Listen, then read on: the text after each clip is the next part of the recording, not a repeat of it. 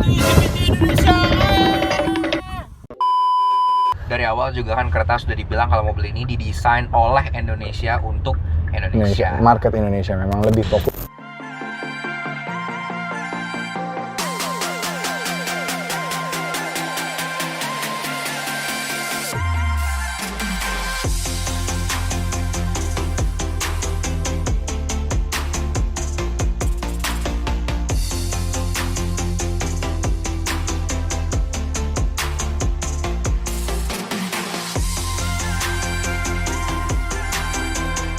Halo guys, welcome back to CVT Cars Videos and Talk Shows. Balik lagi sama gue, Reza Rever. Hari ini gue sedang berada di Pulau Dewata, di Bali tepatnya. Diundang oleh Hyundai, yang mana kita akan melakukan media drive bersama Hyundai Creta ini. Tapi di video sebelumnya, pabrik visitnya Hyundai, gue udah melakukan first driving impression terhadap Hyundai Creta. Tapi unik ya, di video itu banyak banget komen-komen dari netizen yang bilang bahwa, wah ini reviewnya review sales Hyundai. Review sales Hyundai, terlalu banyak muji-mujinya. Padahal di situ kami sudah menyebutkan beberapa kelemahannya walaupun dengan cara yang lebih halus. Oke, since kalian banyak yang bilang kami sales Hyundai udah pakai baju Hyundai ini ya. Tapi video kali ini, di CVT Vlog kali ini, kita akan cari kelemahan-kelemahan dari Hyundai Creta terbaru ini dan kita akan kupas tuntas bersama di CVT Vlog 10 kelemahan Hyundai Creta.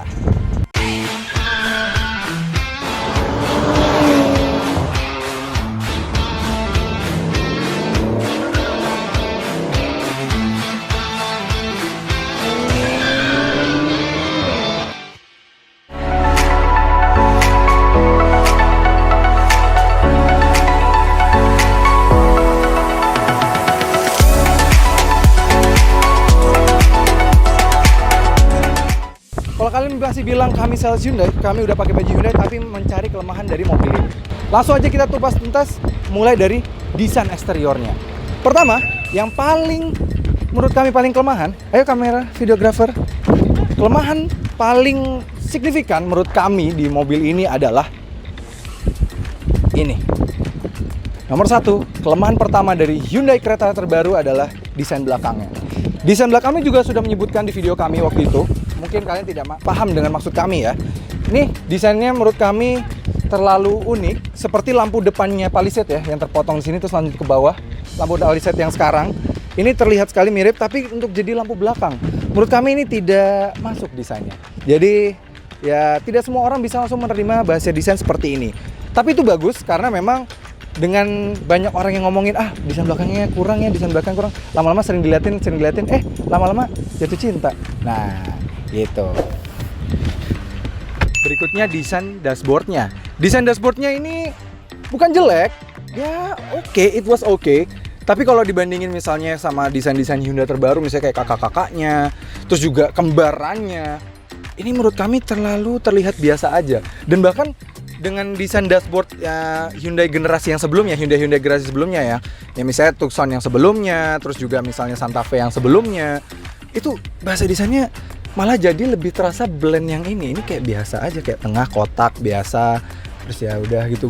Padahal misalnya sekelas Staria misalnya, sekelas Palisade, atau misalnya Kona yang ya udah masih pakai desain dashboard yang lama, itu memiliki bahasa desain dashboard yang lebih baik. Ini menurut kami terlihat lebih biasa aja sih.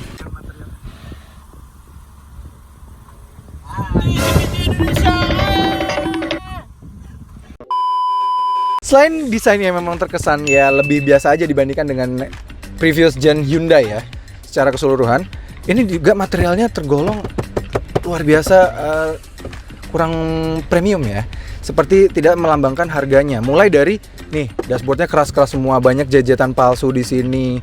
Lalu juga di atas speedometer ini potongan cut-to-cutnya itu agak tajam menurut kami. Kalian nanti kapan bisa melihat unitnya sendiri, kalian touch bagian sini.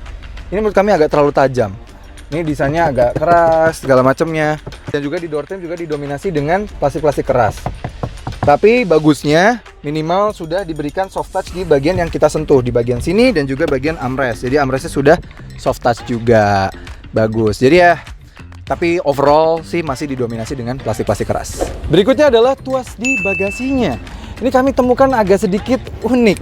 Ini seperti layaknya mobil-mobil yang biasanya belum memiliki sistem 50-50 atau 60-40 pelipatan bagasi. Ini pelipatannya cuma seperti ini aja nih, kayak agak terlalu cheap. Dan dia by default ngangkutnya tuh udah, dia nggak masuk ke dalam. Jadi kalau kalian OCD, nih kalau kalian lihat ya. Jadi kalau kalian OCD, pastinya akan ngerasa jengah dengan ini. Lalu berikutnya langsung aja bareng bagasinya. Bagasinya punya kapasitas 433 liter, tapi shape-nya kurang dalam menurut kami. Jadi kalau kalian lihat aja ini baru ada satu koper kecil, sisanya tidak terlalu banyak. Kalau kalian perhatikan ya, ini ada tempat drone kami, koper kami, ini tasnya Rockford, ini ada tas-tas kecil-kecil kami, jaketnya Rockford. Udah terasa sedikit kepenuhan. Jadi memang ya secara bagasi ada rivalnya yang sudah memiliki bagasi yang jauh lebih lapang. Lalu kursi belakangnya. Kursi belakangnya ini ya sebenarnya bagus, bahannya sama seperti di depan, sudah kulitnya juga bertekstur ya, jadi enak gitu, terasa premium. Lagi di door trimnya ya sebagian ada yang soft touch lah, walaupun didominasi dengan plastik keras sama seperti di depan. Tapi dia tidak bisa recline, dan tuasnya dari yang tadi itu yang kami bilang ya, ini nggak bisa lebih recline lagi. Dan menurut kami ini dibandingkan dengan beberapa rivalnya juga sudah agak terlalu tegak. Lumayan tegak lah, ada rivalnya yang sedikit lebih rebah, bahkan ada rivalnya sudah agak rebah, bisa direbahkan lagi. Jadi kami rasa belakang sini menurut kami agak kurang ergonomis di belakang sini. Lalu mesinnya dipersenjatai dengan mesin 1500 cc dengan teknologi Smart Stream yang terbaru. Jadi ini Smart Stream bensin pertamanya Hyundai ya. Biasanya kan Smart Stream pertama kali diimplementasikan di mesin dieselnya di Santa Fe. Ya kita tahu lah ya. Dan mesin ini nih sejatinya memiliki tenaga 115 PS dan torsi 141 Nm. Dan tenaga itu dilahirkan ke roda depan. Kalau kalian perhatikan, mesinnya, spesifikasi mesinnya, kubikalnya, semuanya mirip sekali dengan bukan saudara kembar langsungnya, yaitu Kia Seltos, tapi lebih mirip dengan saudara adiknya, kembaran adiknya, bukan kembarannya dia langsung, tapi kembaran adiknya, yaitu Kia Sonet, yang mana satu kelas di bawahnya. Padahal dia sekelas sama Seltos, Seltos pakai 1400 cc turbo. Kenapa nggak disamakan dengan Seltos?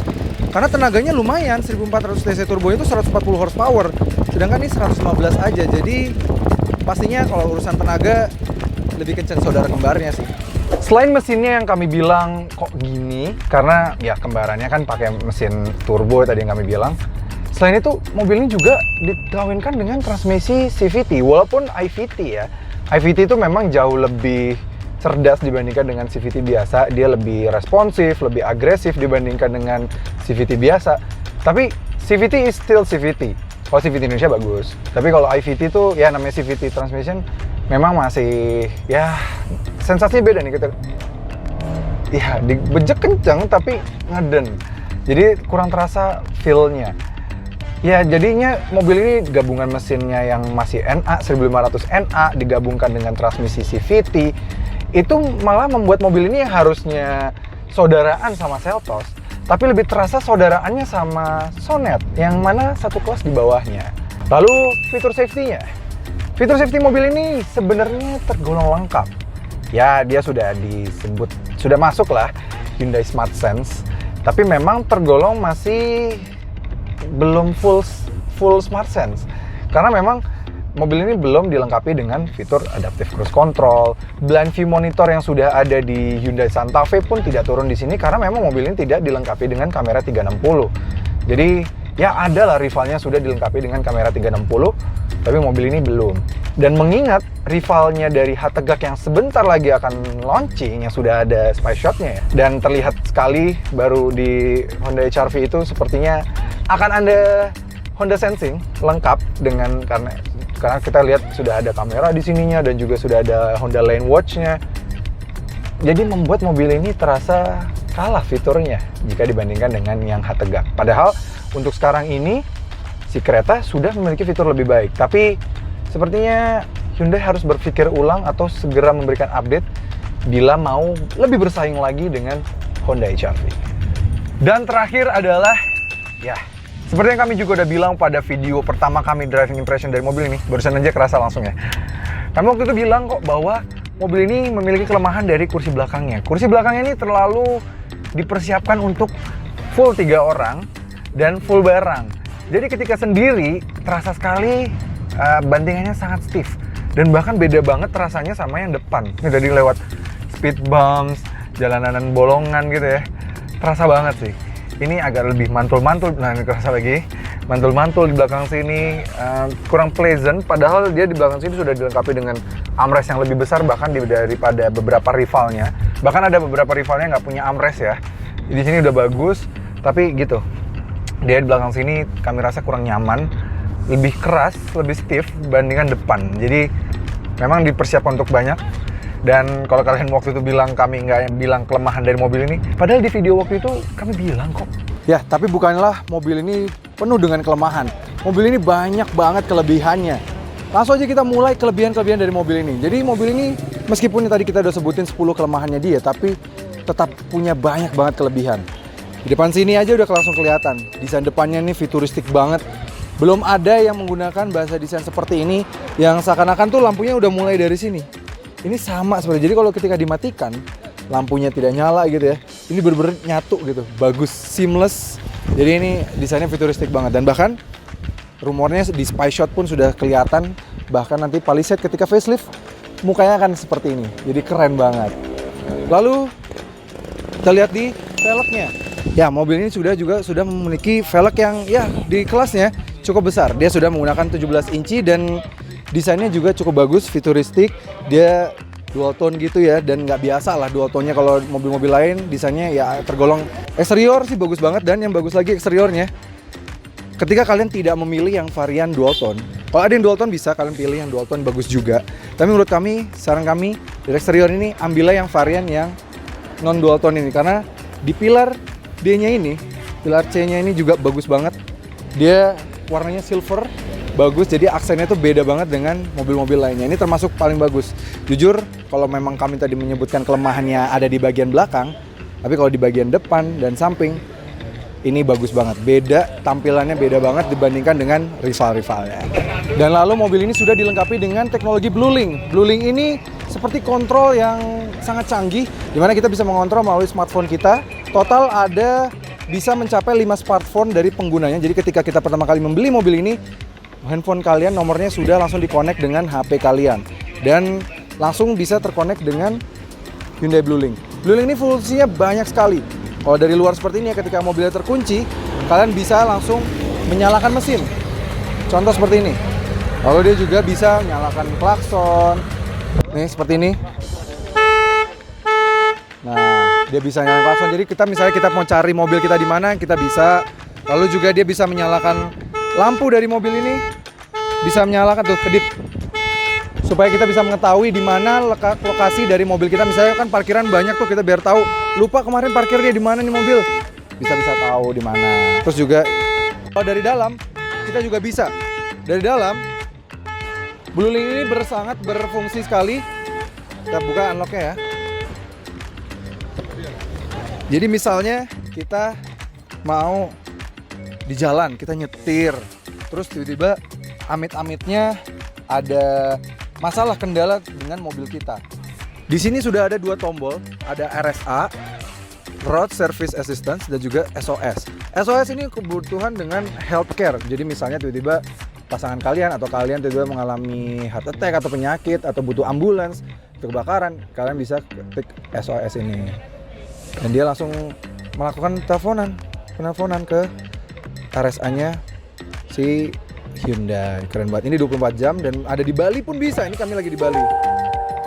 Nah, dan berikutnya juga sudah ada RSA. RSA ini fungsinya untuk yang kalau kita bantuan jalan. Jadi misalnya tiba-tiba bannya pecah atau tiba akinya soak, itu bisa langsung diselesaikan di sini. Ini telepon. Jadi bisa langsung didatangi mobile service-nya dari Hyundai yang which is itu canggih banget. Selamat siang, saya dengan Nadina dari Hyundai BlueLink. Kami menerima notifikasi baik. Bapak, apakah Bapak membutuhkan layanan kepolisian atau ambulans? Mbak, saya membutuhkan layanan ambulans, Mbak. Kebetulan saya mengalami gangguan jantung ini, Mbak. Dan saya mama Mbak bisa dikirimkan ambulans. Baik, kami akan konfirmasi untuk data Bapak yang terdaftar. Apakah betul saya berbicara dengan Bapak Kreta? betul sekali Mbak. Apakah lokasi Bapak saat ini sedang berada di mana resto? Jalan Pantai Suluban, Bali? Betul Mbak. Mohon dibantu informasinya, berapa nomor plat kendaraan Bapak? B431SH. Baik, kami ulangi kembali. B431SH. Betul Mbak. Baik, kami sudah melakukan koordinasi layanan ambulan. Segera datang di lokasi Bapak saat ini di mana resto Jalan Pantai Suluban, Bali. Oke Mbak, kami tunggu ya Mbak secepatnya Mbak. Baik, terima kasih Bapak Kereta telah menghubungi Bali.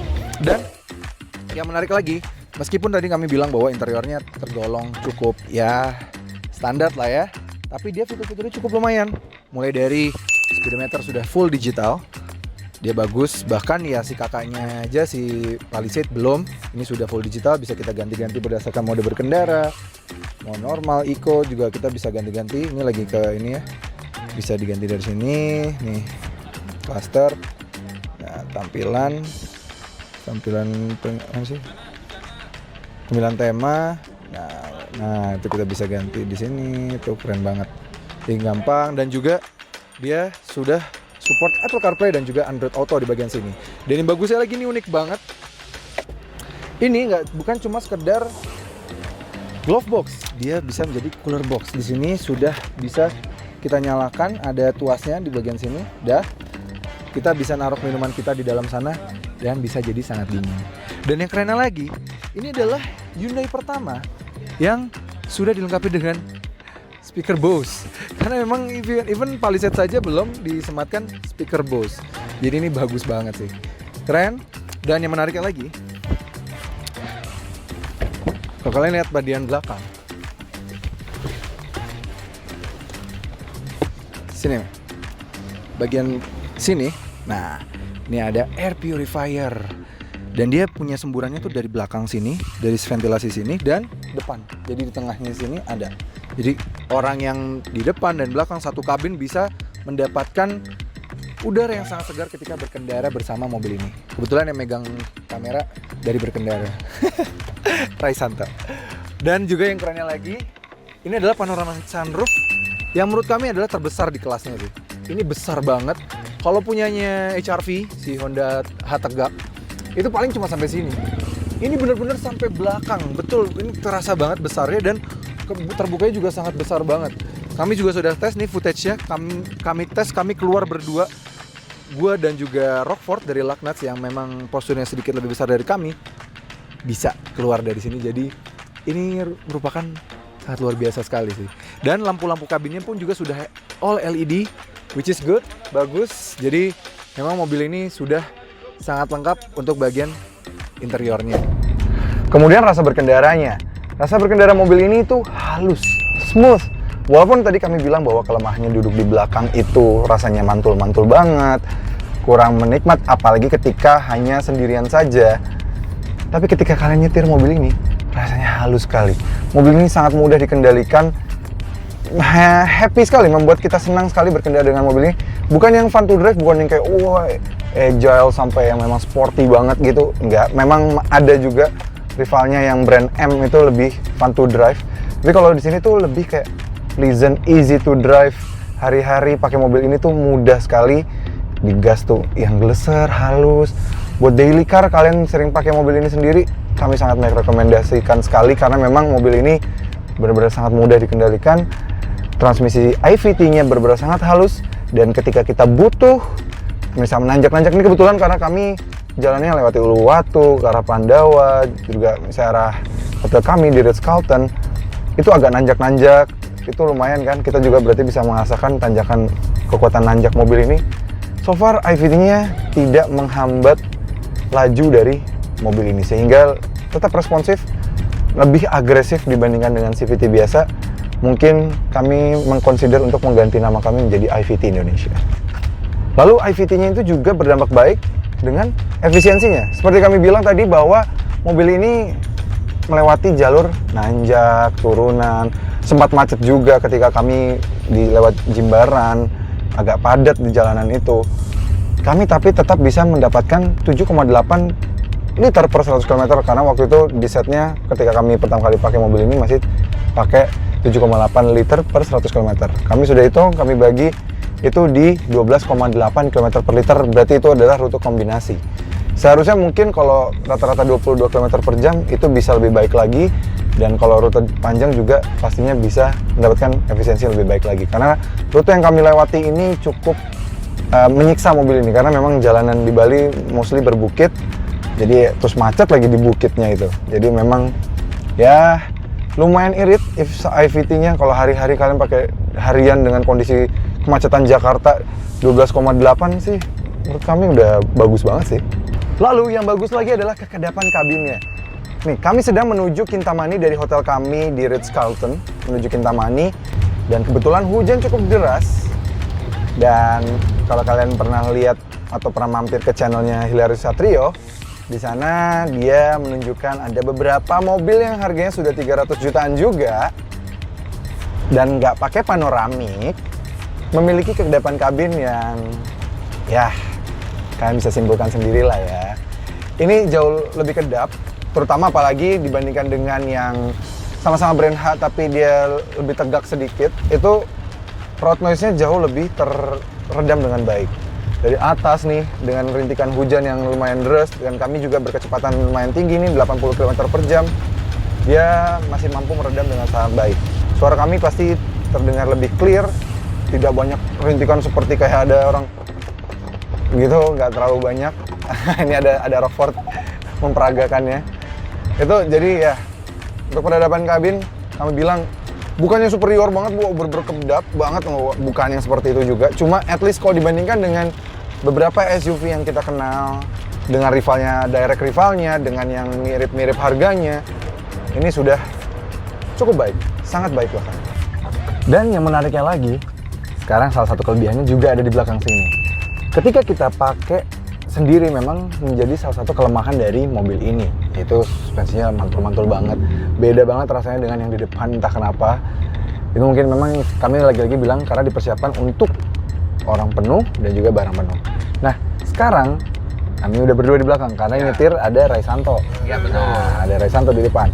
Nah sekarang kami sudah merasakan bahwa ketika diisi 2 penumpang begini, dan kebetulan di belakang koper-koper kami karena kami udah mau menuju pulang menuju bandara, jadi kopernya Rai, koper gue pribadi, kopernya barang-barangnya Lagnats, si Rockford itu ada di belakang, jadi memang agak lebih terisi. Betul.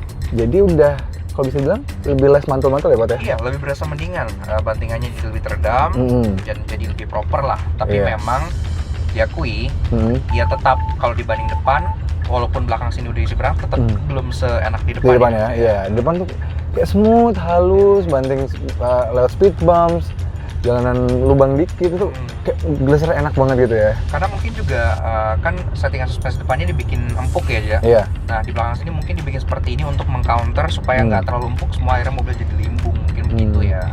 True fact bahwa yang salah satu yang mendevelop mobil ini ada jasanya Rockford katanya.